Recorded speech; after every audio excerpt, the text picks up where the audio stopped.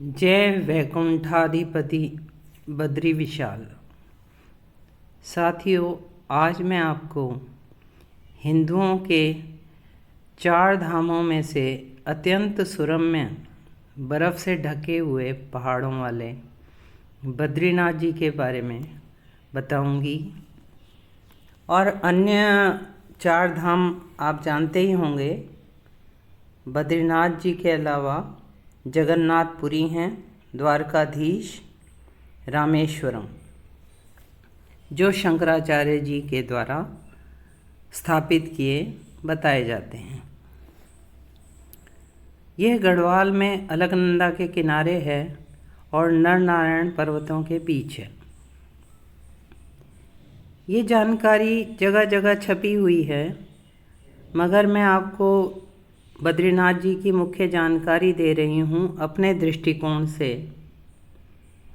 मैं गढ़वाल की देवभूमि की संतान हूँ और मेरे हृदय में श्री बद्रीनाथ जी का अत्यंत प्रिय स्थान है। यहाँ के मुख्य देव हैं भगवान विष्णु,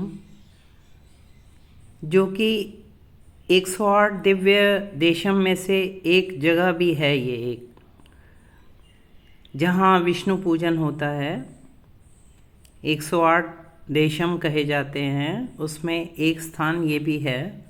4 धामों में से भी एक है और 4 छोटे धामों में से भी एक है। ये छोटे धाम अर्थात बद्रीनाथ, केदारनाथ, गंगोत्री, यमुनोत्री। यहाँ विष्णु जी की शालिग्राम रूप में पूजा होती है और पद्मासन में बैठे हैं वो। उनके दोनों हाथों में शंख चक्र दिखाए जाते हैं, जबकि मंदिर में शंख बजाना मना है। मूर्ति के माथे पर हीरा है और एक स्वर्ण मुकुट है। मंदिर में और मूर्तियाँ हैं आदि शंकराचार्य जी की, स्वामी देशिकन की, श्री रामानुजाचार्य की, गरुड़ जी की जो वाहन हैं विष्णु जी के, नारायण, उद्धव जी, कुबेर और नारद जी की। बद्रीनाथ जी को अलग अलग कालों में अलग अलग नामों से जाना गया है। स्कंद पुराण में बद्री क्षेत्र को मुक्ति प्रदा कहा गया है।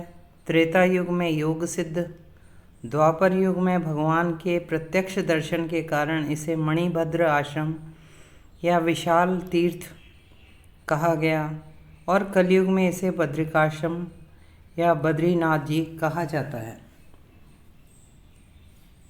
मंदिर महाभारत से पहले का है। इस मंदिर का वर्णन भागवत पुराण, पद्म पुराण व स्कंद पुराणों में है।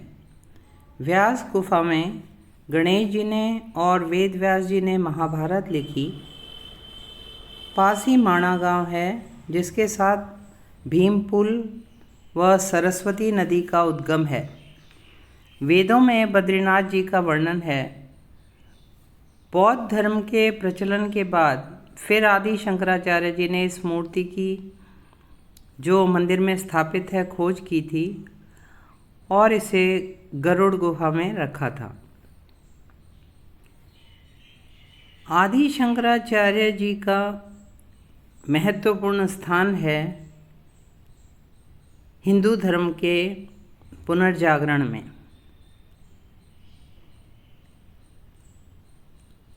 आदि Shankaracharya ji holds a significant position in Renaissance or revival of Hinduism in 8th century। 16वीं शताब्दी में गढ़वाल के राजा ने इस मूर्ति को इस स्थान में स्थापित किया और मंदिर बनवाया। इस स्थान में विष्णु जी कैसे आए? यह क्षेत्र शिव जी पार्वती का था। एक बार कहा जाता है कि विष्णु जी ने यहाँ का सौंदर्य देखकर प्रभु शिव से ध्यान योग के लिए ये स्थान मांगा और शिव जी व माँ पार्वती केदारनाथ जी को चले गए। दूसरी क्षेत्र के बारे में मुख्य कथा ये है कि माँ लक्ष्मी ने बद्री बेर का वृक्ष बनकर भगवान विष्णु की धूप, बर्फ और वर्षा से रक्षा की जब वो तपस्या कर रहे थे। इस कारण विष्णु जी यहाँ बद्रीनाथ कहलाए। आदि शंकराचार्य शिव जी के ही अवतार माने जाते हैं। उन्होंने मंदिर में पूजा की जो पद्धति स्टार्ट की वह आज भी मान्य है। उसी नियम के अनुसार मंदिर में कार्य होता है। मंदिर 3 भागों में विभक्त है। गर्भगृह जहाँ भगवान बद्रीनाथ जी विराजते हैं, दर्शन मंडप जहाँ पूजा कार्य होते हैं, सभा मंडप जहाँ दर्शनार्थी प्रभु दर्शन के लिए प्रतीक्षा करते हैं। सुबह की पूजा में मुख्य है अभिषेक, महाभिषेक, गीता पाठ और भागवत पाठ। सायंकाल की पूजा में प्रमुख हैं गीत गोविंद और आरती। आरती के बाद श्रृंगार सामग्री प्रभु की उतार कर चंदन का लेप किया जाता है, जो अगले दिन प्रसाद में मिलता है निर्माल्य दर्शन के बाद। मुख्य मंदिर के साथ अन्य छोटे मंदिर हैं माँ लक्ष्मी का, दक्षिण मुखी हनुमान जी का, नर नारायण का, नरसिंह भगवान का, अष्टभुज गणेश का और घंटाकर्ण का, जो भगवान के क्षेत्रपाल हैं। मंदिर के नीचे तप्त कुंड है जिसका टेम्परेचर 55 डिग्री सेंटीग्रेड रहता है, जबकि बाहर का 17 डिग्री सेंटीग्रेड से कम ही रहता है। इसमें स्नान करके लोग मंदिर में दर्शन करने जाते हैं। This is natural hot sulphur water spring and has many medicinal properties. मुख्य मंदिर के पास ब्रह्म कपाल में पितृ पूजा होती है। साथियों, ये वीडियो बड़ी बनने वाली है क्योंकि पवित्र जानकारी जितनी जल्दी से जल्दी बढ़ जाए तो बेहतर है। मैं इसे पार्ट्स में नहीं बनाना चाहती। अब मैं यहाँ के मुख्य त्यौहार बताती हूँ बद्रीनाथ जी में जो मनाए जाते हैं। एक है माता मूर्ति का मेला, जो सितंबर के महीने में होता है। माता मूर्ति बद्रीनाथ जी की माँ है।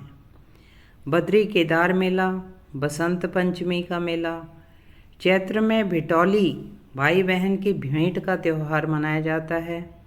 बट सावित्री, हरेला, फूलदेई, गंगा दशहरा, घी संक्रांति, घुइयाँ एकादशी और घुघुतिया ये मुख्य त्यौहार हैं। 6 महीने मंदिर बंद रहता है और अक्षय तृतीया से मंदिर खुलता है, जो अप्रैल एंड या मई में आता है, और नवंबर शुरू तक मंदिर खुला रहता है क्योंकि फिर बर्फ़ से ढक जाता है। माना जाता है कि इन 6 महीनों में नारद जी भगवान बद्रीनाथ जी की नियमित पूजा करते हैं और अन्य देव भी।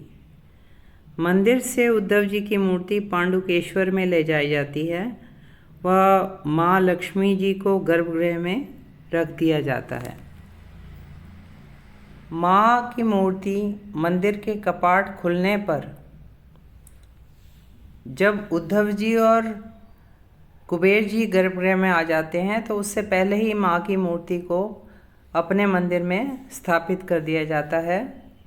और ये कार्य रावल जी करते हैं, जो मन से और वेशभूषा से स्त्री बनकर ये कार्य करते हैं। और 6 महीने के लिए कपाट बंद जब होते हैं तो भी वो स्त्री बनकर माँ को गर्भगृह में ले जाते हैं, क्योंकि हमारी परंपराओं के अनुसार केवल स्त्री ही माँ को सखी रूप में छू सकती है। तो इस कारण रावल जी, जो मुख्य प्रीस्ट हैं इस मंदिर के, वो स्त्री रूप धारण करते हैं। ये बड़ी ही दिलचस्प बात है। रावल जी ब्रह्मचर्य का पालन करते हैं। उनके विषय में अभी मैं और भी बताऊंगी। और मंदिर बंद करने से पहले मूर्ति को माणा गांव की कन्याओं द्वारा बुना गया, घी में भिगोया गया कंबल ओढ़ाया जाता है ताकि प्रभु को ठंड ना लगे। मंदिर बंद होने पे एक अखंड ज्योति 6 महीने जलती रहती है।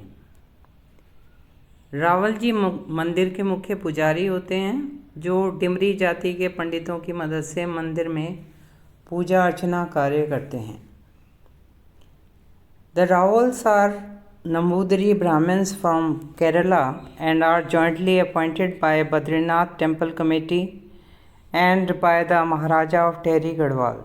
The Ravals are usually well versed in Sanskrit and puja ceremonies and are from Vaishnava sect.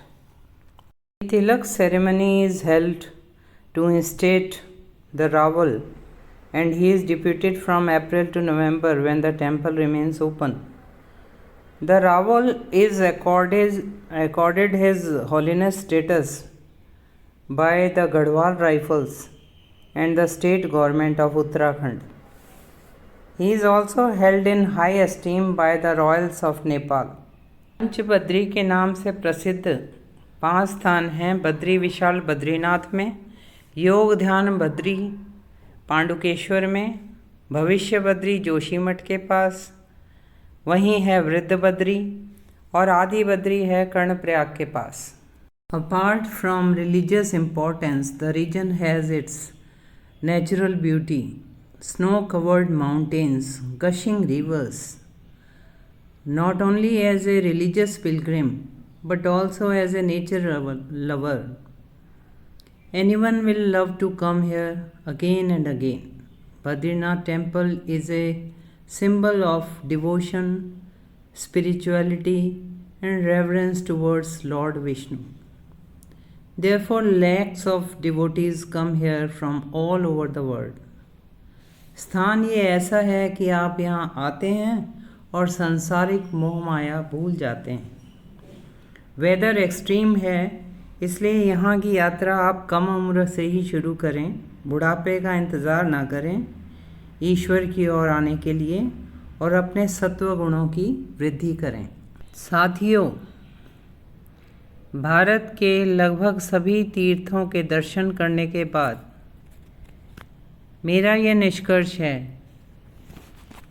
कि बहूनि सन्ति तीर्थानि दिवि भूमौ रसासु च बद्री सदृशं तीर्थ न भूतो न भविष्यति.